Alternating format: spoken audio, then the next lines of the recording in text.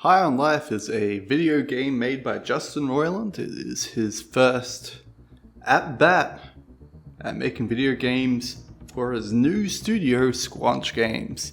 He has had his hand in the creative process of video games before with Crows Games, who has made Accounting, which is a game where he lent his voice and his creative vision to beforehand.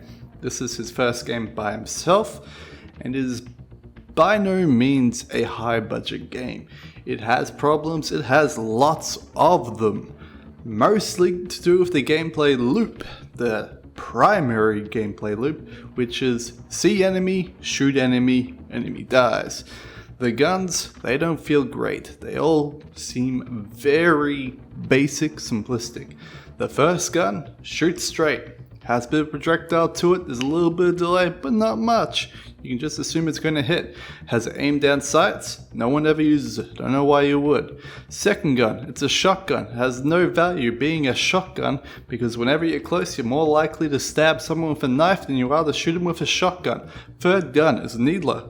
Blatantly stolen from Halo and does not work anywhere near as good because instead of activating by itself, you have to activate it by using your right mouse button and then firing with your left mouse button to activate the needles.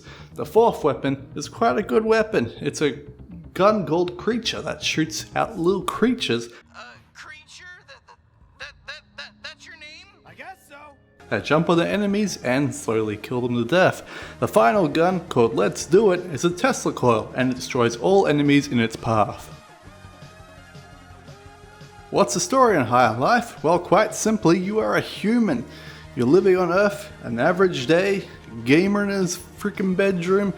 Well, it's not even a he, it's they're in their freaking bedroom doing whatever the hell they want to do. Until the aliens show up. What do these aliens do? They smoke humans, hence High on Life, the life of humans. In this story, you and your sister and an alien bounty hunter try to get revenge on these aliens who are enslaving the human race to turn them into drugs. How do you do this? By becoming a bounty hunter yourself and slowly going after the members of the G3 cartel, led by Gargantuan. A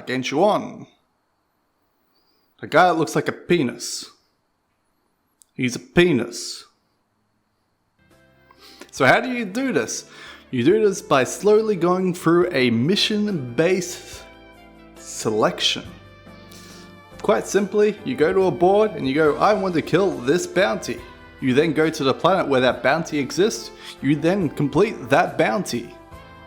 That's it. There are various puzzles that you have to do while doing this.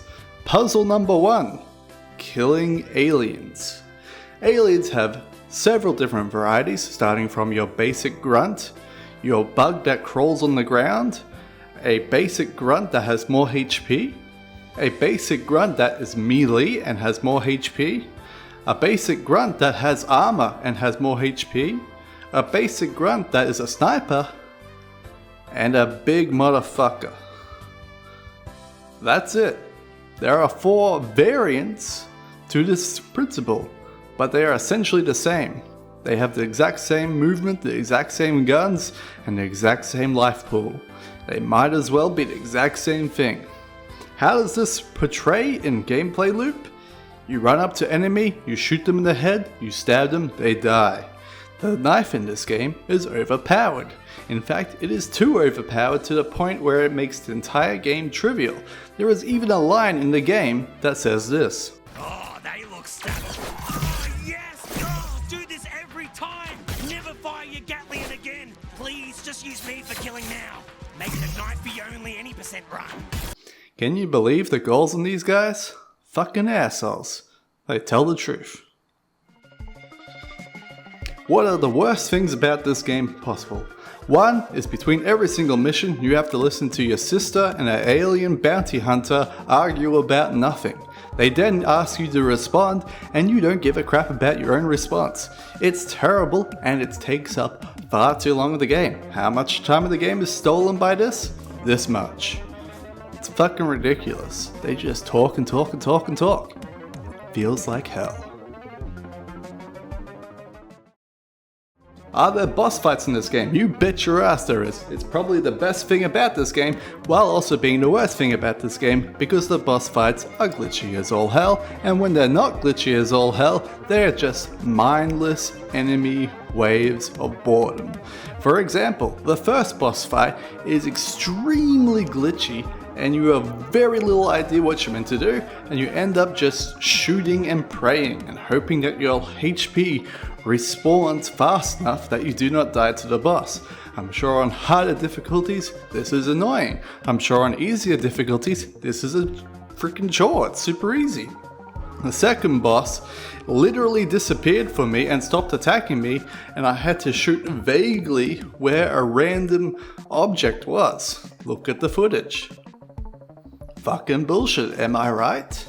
The third boss was a guy who just jumped like a crazy madman and made it very hard to track, but was quite frankly easy as piss. Look at this guy go. He is literally jumping from pillar to pillar for no reason. Next, you have to verse a trio of bosses, one at a time and then all at once, and when they combine, they shoot out fucking bullshit that you can't dodge, that you die to, over and over, again and again, until eventually you get lucky and you beat the boss. Hooray! On the screen is Penis Man. What does he have to say? Does he have our parents, or does he have two random humans? That's the mystery. Whoa! He's got Jack Black and some other person, I forget. It doesn't matter. It wasn't funny. It was just a pointless joke at the end. I'm spoiling it now. For the next boss, I forget.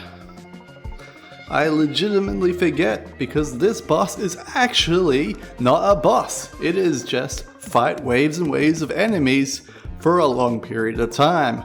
What a fucking kick to the balls, the boss killed himself.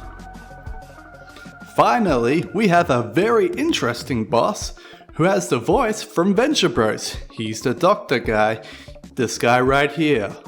He's got a very unique and obvious voice. He's actually quite entertaining. He's charming even, you would say. He makes you take drugs. Why? Because what happens when you take drugs? Drugs happen. Is it fun? Kinda. Is it cool? Yes. How do they do it? Magic, I bet. How do you beat this guy? You shoot him. Is that it? Yeah, you shoot him. Over and over. He eventually dies. Just keep shooting him. You'll get him. Don't worry. You'll get him. Oh, your HP is a bit low there, man. You're cool. You recovered. That's good. Don't worry. You're good. Eventually, you and your guns all combine to keep shooting the boss. You win! Hooray! Now you've beaten all the bosses and you are ready to beat the final boss, the penis monster himself. But first, you need to be sidetracked by several side characters, including your guns. How do they distract you? Well, first, your gun, Larry. The first gun you have, I don't actually know if his name is Larry, because I could not pay attention to his name long enough. He says, I'm the guy that started all this. I brought them to my planet. My planet got destroyed because of me. It's terrible. I hate myself, and all the guns hate me. He then tells all the guns. All the other guns hate him. Why? No one knows. It wasn't his fault, that's for sure. Next, he then blames himself for the entirety of human race's performance as well. Why? No one knows. Who else distracts you? Your sister. Why does she distract you? Because she's dating an alien and runs away with an alien, and then she runs home to you. You then end up on the gun's homeworld. It's destroyed. Go figure, they told you it was destroyed. Hooray! I guess. Next, it's time to go to Earth. What do we have at Earth? We have the penis monster. But Kris, you're forgetting about the mayor. What about the mayor? The mayor? You know, the guy that tells you stuff, I guess. Yeah, he was literally pointless. I don't know why he's in this game at all. He literally serves no purpose. It would make sense if he was the grand antagonist of the whole game, but he was cut for time and budget reasons.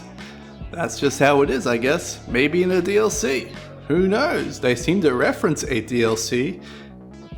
Finally, we're on to the final level, and we have Let's Do It! Let's do it! Let's do it! Let's do it! Let's do it! What does Let's Do It do? He uses a Tesla coil gun. I already told you this earlier in the review. He destroys everything and makes the game trivial. You notice that the guns aren't being held correctly in my footage. I die, the game bugs out and closes. Hooray! I then restart the level and finish it off. We get up to the big bad, the final boss, the Grand Kahuna, the penis monster himself. How do we defeat him? Do we shoot him a bunch until he dies? Kinda. But he doesn't die, he comes back. How do we stop him? We shove a bomb right up his asshole. What a bunch of assholes. How on the nose can they be? This is fucking crazy. Oh my god, so zany. That didn't work. Go figure, shoving a bomb up someone's asshole is not the solution to life problems. The real solution is shoving a gun up the guy's asshole. Hooray! What a great idea! So zany, so wacky. Is gun dead? Oh no! Depression! Oh, gun's fine. We're all cool. And that's the end of the game. Credits.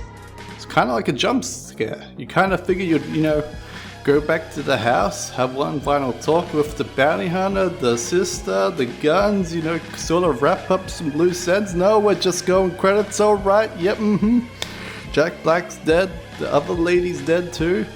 I want to say Susan Sarandon, I'm not sure, I couldn't remember when I was recording this. And that's the review for High on Life, I hope you enjoyed it. The game was okay.